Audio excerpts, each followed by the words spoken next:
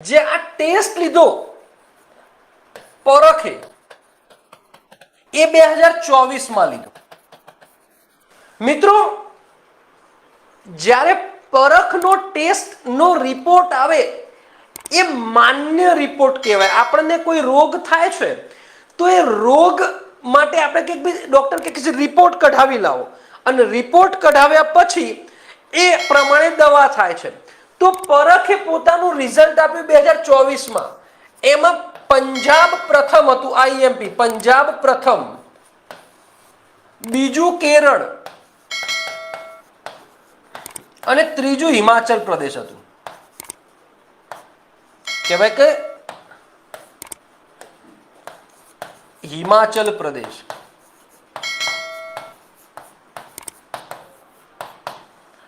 એ 3 હતું. આપણે ગુજરાત રિયલમાં 21મી સદીમાં જીવીએ છીએ. ગુજરાત 21મો નંબર હતું સમગ્ર ભારતમાં. મિત્રો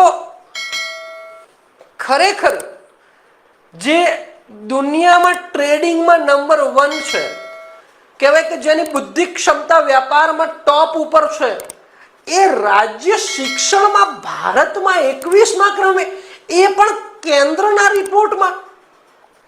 રિયલી દુઃખની વાત છે. સરકારને માટે તો 100% દુઃખની વાત છે જ, પરંતુ એક શિક્ષક તરીકે આપણને પણ આ નાલોશી છે.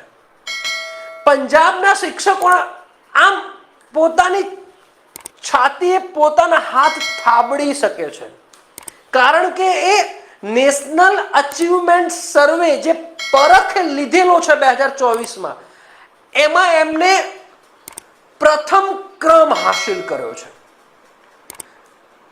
મિત્રો કેરળને અત્યાર સુધી આપણે શિક્ષિત રાજ્ય, ત્યાં બધા ઇંગ્લિશ બોલે છે જોરદાર, એને પણ પછાડ્યું પંજાબે.